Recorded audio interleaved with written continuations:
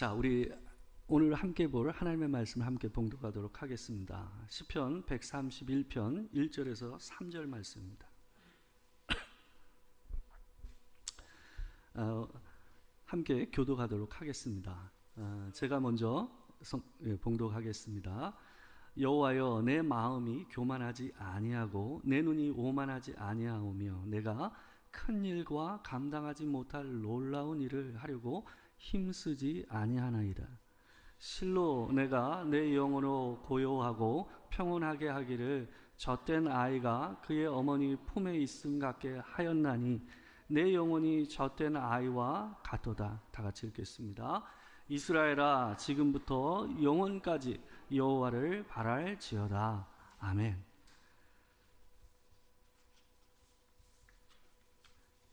오늘은 우리가 성전에 올라가는 노래 12번째 시인 시편 131편을 가지고 내 영혼이 젖된 아이와 같도다 하는 제목으로 하나님의 말씀을 전하도록 하겠습니다.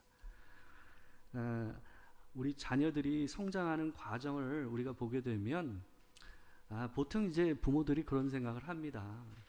내 아이들은 내가 자랐을 때 겪었던 어려움은 겪지 않고 자랐으면 좋겠다 하는 생각을 하는 게 이게 부모 마음 아닙니까?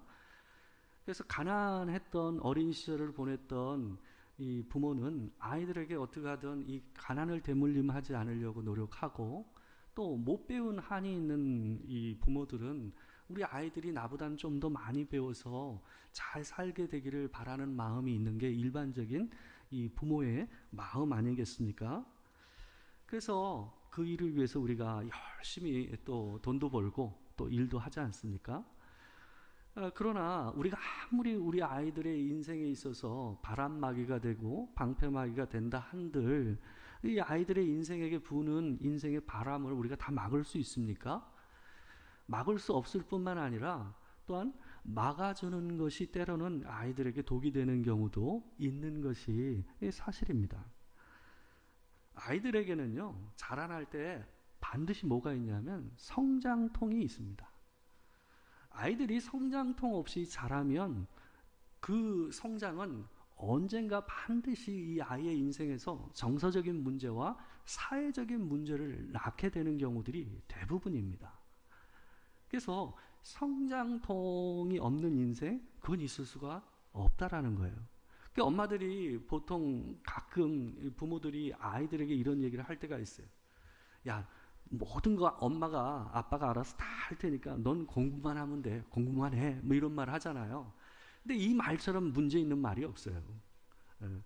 뭐 아이들이 공부만 하면 인생이 잘합니까? 그렇지가 않거든요. 그건 부모가 해줄 말이 아닙니다. 아이들은 자기 인생의 몫에 그 시기 때마다 통과해야 할 성장통을 나름대로 겪지 않으면 아이가 건강하게 자랄 수가 없다라는 거예요.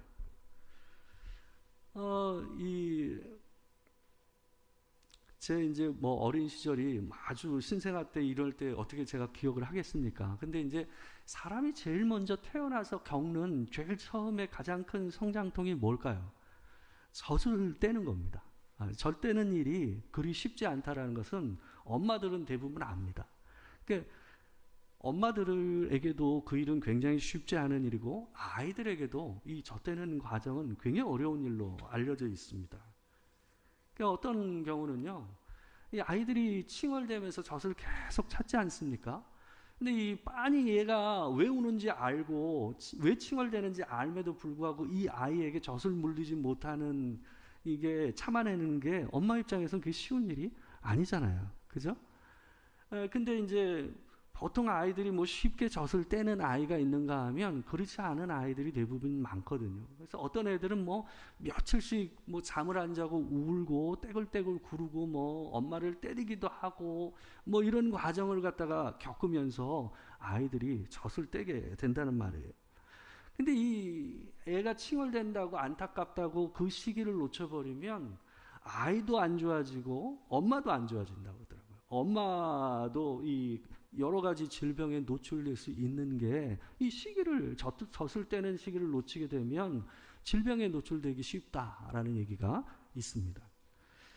이 아이들이 젖을 뗄 때에 힘들어하는 이유가요, 단순히 자기 입에 먹을 것이 들어오지 않아서만은 아닙니다. 아이들이 엄마 뱃속에 있을 때는 이 탯줄을 통해서 영양분을 공급받잖아요. 그죠? 근데 이 탯줄은요, 단순히 그냥 영양분을 공급받는 이 줄만은 아니에요. 그것 자체가 엄마하고의 유대감과 또한 이 아이가 가지고 있는 삶의 안정감을 주는 그 탯줄이거든요. 그게 기초입니다. 애가 태어나서 이제 그 탯줄을 대신하는 게 뭡니까? 젖줄이거든요. 엄마의 젖을 빨면서 이 아이는 뭘 느낍니까? 엄마하고의 유대감을, 그 뱃속에 있었던 그 유대감을 이어가고, 또한 그를 통해서 어때요? 삶이 안정되어 있다는 것을 엄마 품에서 이 아이는 느끼고 자라나는 거거든요. 그래서 이 정신과 의사나 심리학자들은 젖을 떼는 과정이 급하게 이루어져서는 안 된다라고 얘기를 합니다.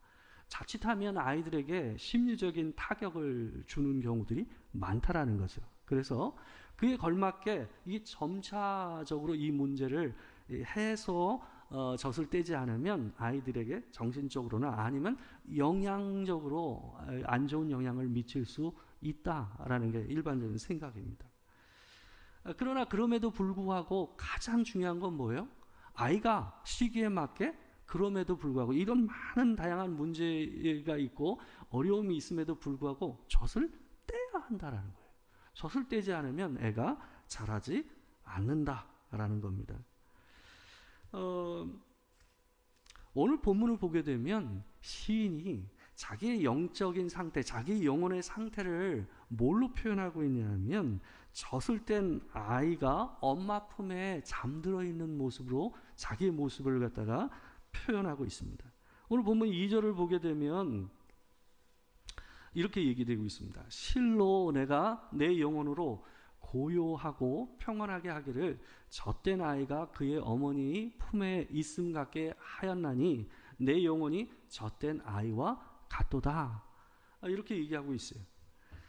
이 말을 보게 되면 이게 좀 이 말의 정확한 의도를 갖다가 하나를 놓칠 가능성이 높습니다. 여기에 표현되어 있는 고요하고 평온하다라는 말에 빠져서는 안 돼요.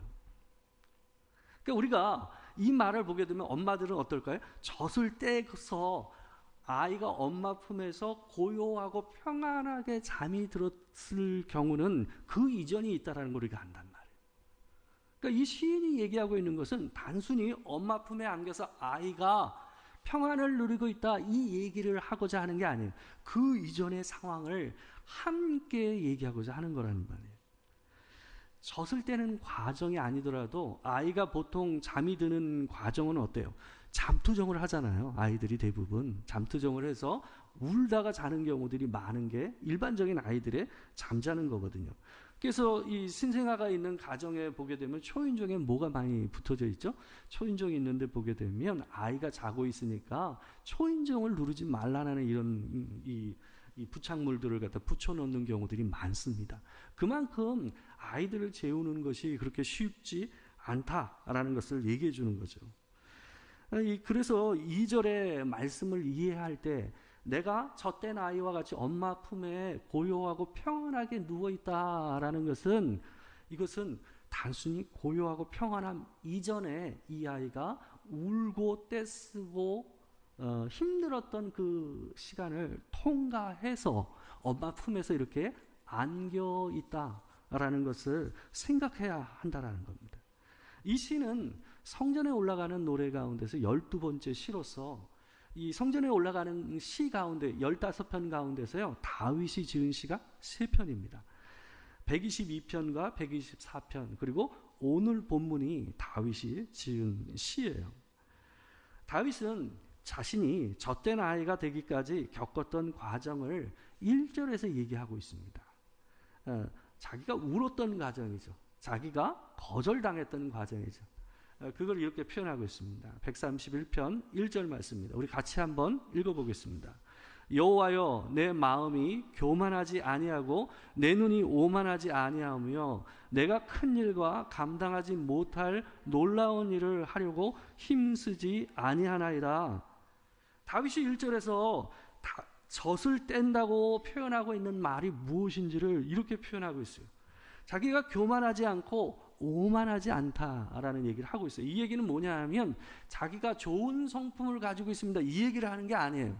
자기가 어떤 과정을 통해서 이렇게 되었다라는 걸 이렇게 표현하고 있는 겁니다. 그러면서 이 본문에서 자기가 얘기하고 있는 교만과 오만이 뭔지를 그 뒷구절에서 표현해 주고 있어요. 뒤에 뭐라고 그러냐 하면 내가 큰 일과 감당하지 못할 놀라운 일을 하려고 힘쓰지 아니하나이다. 이 말이 이게 뭐냐면 여기 보게 되면 큰 일과 감당하지 못할 놀라운 일이라는 이 표현이 나오는데, 이 말은 시편에서요, 하나님께서 하시는 일, 하나님께서 세상에서 하나님만이 하시는 그 사역을 표현하는 독특한 표현입니다. 시편 86편 10절 말씀을 보게 되면 이런 말을 얘기합니다. 무릇 주는 위대하사 기이한 일들을 행하시오니 주만이 하나님이시니이다. 여기에 보게 되면 기이한 일들이라고 번역된 말이 오늘 본문에 나오는 큰 일, 감당하지 못할 놀라운 일이라고 번역된 말과 같은 표현이에요. 그러니까 이 말을 쓰면서 시인이 여기서 뭐라고 그럽니까? 주만이 하나님이십니다. 하나님만이 하실 수 있는 일을 갖다가 표현하는 독특한 표현이에요. 136편 4절에도 이와 같은 표현이 이렇게 번역이 돼서 나옵니다. 홀로 큰 기이한 일들을 행하시는 이에게 감사하라. 그 인자하심이 영원함이로다. 여기서도 큰 기이한 일들이라고 얘기하고 있어요. 그리고 오늘 본문에 나오는 큰 일과 감당하지 못할 놀라운 일들과 같은 표현이에요. 근데 그 표현을 쓰면서 여기서는 무슨 말을 붙이고 있어요? 아까는 주만이라고 되어 있는데 여기는 홀로 큰 기이한 일들을 행하시는 이에게 감사하라 라고 얘기되고 있어요. 그러면 이 말대로 한다면 오늘 본문에서 다윗이 얘기하는 내가 큰 일 그리고 감당하지 못할 이 놀라운 일을 하지 않는다라고 얘기되는 건 뭘까요? 그것은 자기가 인생을 살면서 마치 자기가 하나님인 것처럼 살지 않는다라는 걸 얘기합니다. 그걸 얘기하는 거예요. 여러분, 성경에서 교만이라는 말은 어떤 거냐면 단순히 높아진 마음을 얘기하는 것이 아니라 하나님께서 하시는 일을 내가 할 수 있는 것처럼 생각하고 사는 삶의 태도를 얘기할 때 성경에서는 교만이라고 얘기하는 거예요. 성경에서 겸손은 뭐냐 하면 하나님의 일과 내 일을 구분할 줄 아는 거예요. 마치 인생을 살면서 내가 내 스스로 내 인생의 길을 개척하고 내가 해결할 수 있는 것처럼 사는 마음, 그게 뭐예요? 교만이에요. 내가 그것을 할 수 없다라는 것을 하나님 앞에 인정하고 나아가는 마음, 그게 뭐예요? 겸손한 마음. 다윗은 그 얘기를 하고 있는 거예요. 자기가 하나님 앞에서 하나님이 하실 일과 내가 할 일을 구분할 줄 알게 되었다라는 얘기를 하고 있는 거예요. 이게 하루아침에 됐겠습니까? 다윗도 울고 떼쓰고 자기가 떼굴떼굴 구르는 시절이 있었을 거예요. 사람은요, 누구나 자기가 원하는 게 있잖아요. 그것을 이루고자 하는 열망과 욕구가 누구나 있습니다. 그게 이상한 게 아니잖아요. 남자는 성공하고자 하는 욕구가 크고 여자는 자녀들을 잘 키우고자 하는 욕망이 훨씬 더 큽니다. 우리가 젖된 아기가 되는 경험은요, 바로 그 지점에 있어요. 내가 가장 원하는 것, 내가 가장 간절히 바라는 그것, 거기서 하나님과의 만남 가운데 뭐가 있어요? 젖된 아기가 되는 과정이 있단 말이에요. 젖된 아기가 된다라는 것은 뭐냐 하면 가장 믿는 엄마에게 거절을 당하는 경험이 바로 젖된 아기의 경험이에요. 늘 울면 물려줬던 젖을 언젠가부터 엄마가 물려주지 않는 거예요. 세상에서 태어나서 제일 처음 자기가 가장 사랑하고 믿는, 의지하는 존재에게 거절과 거부를 당하는 경험이 뭐예요? 그게 젖되는 과정. 오늘 본문에서 다윗이 자기가 젖된 아기가 되었다라는 얘기를 하는 것은 뭐냐 하면 자기가 하나님을 향해서 간절히 원하는 뭔가가 있었는데 하나님께서 그것을 거절하세요. 그것을 거부한 경험을 통과해서 하나님의 일과 내 일을 구분할 줄 알게 되는 상황. 그게 뭐예요? 젖된 아기가 엄마 품에 안겨서 젖을 먹으며 잠들이는 거예요. 그거를 얘기하고 있는 겁니다. 우리가 하나님을 믿으면서 젖된 아이의 신앙을 가지게 되는 과정은요, 하나님을 향해서 내가 올린 기도와 간절한 소망이 거절되었을 때 경험하게 되는 겁니다. 아이들의 젖을 뗄 때 그냥 젖을 끊지 않잖아요. 어떻게 하죠? 젖 대신에 뭘 주기 시작하죠? 이유식을 주잖아요. 그죠? 한꺼번에 이걸 바꾸지 않죠. 대개는 이게 젖을 하루에 한 3-4번 물렸다 하면 어때요? 한 번을 줄이고 이유식을 조금 주고 이런 식으로 해서 점차적으로 이걸 바꿔나가는 과정을 하잖아요. 그게 젖대는 과정이거든요. 그런 식으로 애들을 젖을 뗍니다. 근데 이유식이라는 말이 한자로 얘기하면 뭐냐면요, 떠날 이자에 전유자예요. 그리고 먹을 식자예요. 그러니까 뭐예요? 젖에서 떠나는 과정이에요. 젖에서 떠나기 위하여 먹는 음식, 젖에서 떠나서 먹는 음식, 그게 뭐예요? 이유식이라는 말의 의미예요. 그 젖을 떼는 거예요. 그러고 나서 먹는 거예요. 그걸 이유식이라고 한단 말이에요. 아이는 처음 자기에게 유일한 음식이라고 생각했던 젖을 먹습니다. 근데 엄마가 그 젖을 안 주는 거죠. 근데 아이에게 엄마가 뭘 주기 시작해요?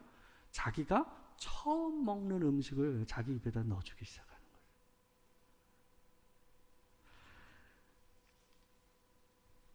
그러면서 아이는 보다 많은, 그리고 그 성장에 걸맞는 음식을 먹게 되는 과정, 성장을 경험하게 되는 거예요. 거절을 통과하고 거부를 통과하고 나서 뭐 하게 되는 거예요? 더 나은 세상으로 한 걸음 더 나아가게 되는 거죠. 하나님께서 우리가 소망하고 바라던 것들을 거부하실 때는요, 그냥 젖을 끊듯이 끊는 게 아니에요. 젖을 끊으면서 점차적으로 뭘 넣어주실까요? 우리 입에다가 하나님이 준비한 이유식이 있다라는 거예요. 그게 이 본문에서 얘기하고자 하는 거예요. 그 나이에 걸맞게, 그 성장에 걸맞게 하나님께서 우리 입에다 넣어주시는 게 있다라는 거예요. 여러분, 신생아가 그때 먹는 음식의 60%가 어디에게 쓰이는지 아세요? 신생아의 뇌 발달에 다 쓰인대요. 먹는 음식의 60%가. 그만큼 신생아 시기 때 영양분이 어떻게 공급되느냐가 중요한 거예요. 근데 계속 젖만 먹고 있으면 어떻게 되겠어요? 신생아 시기 때는 젖이 이 아이에겐 최고의 음식이지만 2돌 이상 지나고 나면 어떻게 해야 돼요? 점차 이유식을 먹이기 시작해야 돼요. 철돌과 2돌 사이, 그 사이부터 이유식을 점점 먹이면서 젖을 떼는 과정을 밟아야 이 아이가 전체적으로 건강히 고루 발달해서 성장한다는 말이에요. 신앙생활도 마찬가지입니다.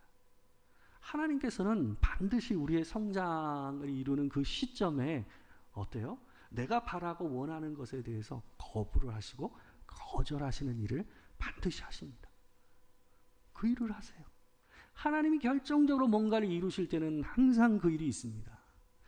여러분, 예수 그리스도께서 십자가에서 구원을 이루실 때 그 십자가에서 하나님을 향해서 예수 그리스도가 뭐라고 얘기하셨습니까?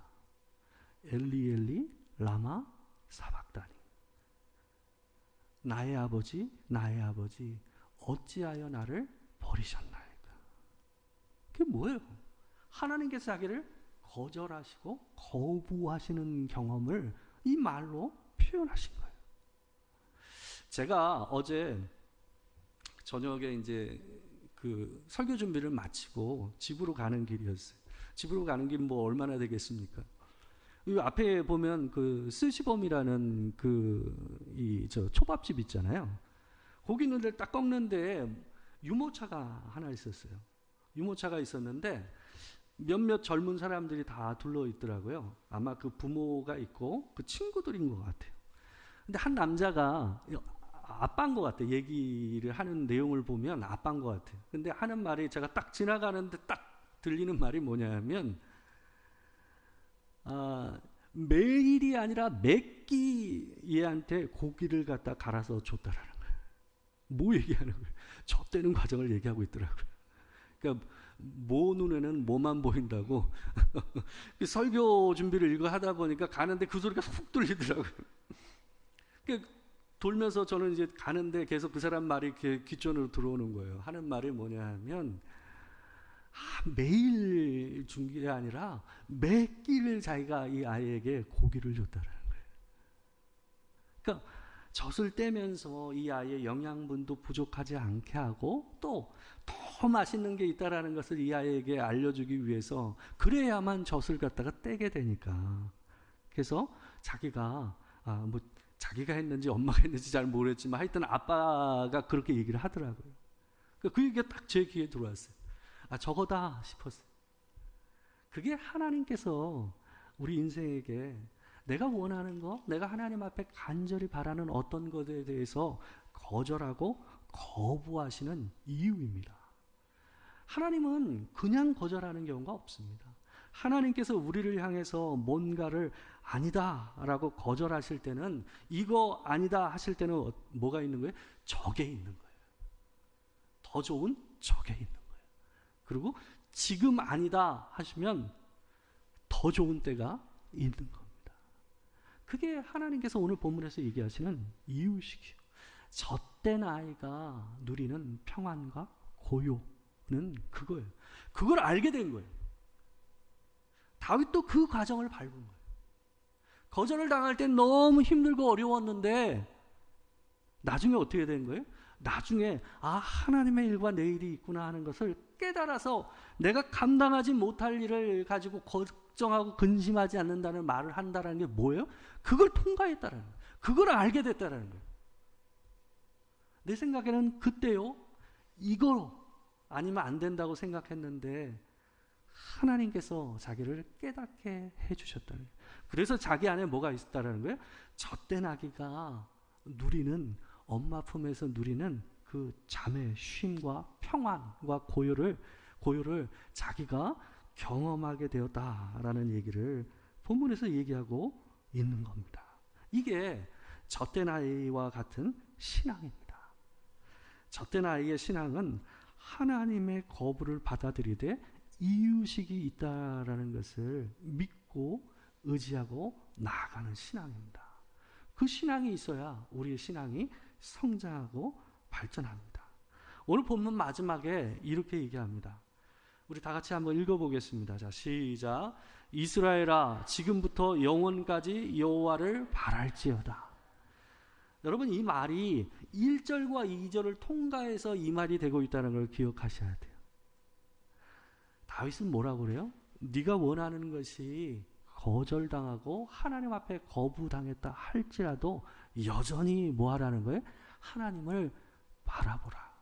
그분에게 소망을 두고 지금부터 영원까지 여호와를 바라고 살라라는 얘기를 하고 있는 겁니다. 지금 현재 이루어지지 않고 그 일이 해결되지 않는다고 실망하지 마십시오. 그러면 다음이 있는 거예요. 이게 아니면 저게 있는 겁니다. 그게 하나님께서 우리를 키우시고 성장시키시는 하나님의 방식인 줄 믿습니다. 수류하게라는 말 들어보셨어요? 수류하게라는 말은 이게 뭐 도교에서 얘기하는 말이긴 하는데요. 이 말이 물은 흐르고 꽃은 핀다라는 말이에요. 그러니까 자연의 섭리에 따라 때가 되면 그 일이 이루어지고 나온다라는 얘기를 갖다가 이 말로 얘기하고 있는 겁니다.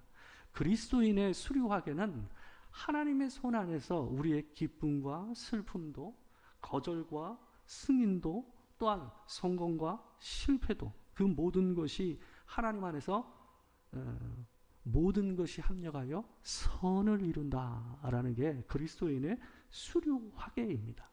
하나님께서 우리가 어떤 상황이든 여러분과 저는 하나님의 품에 있는 줄 믿고 그분을 의지하여 사시는 여러분과 제가 되길 주의 이름으로 축원합니다. 기도하겠습니다. 사랑하는 주님,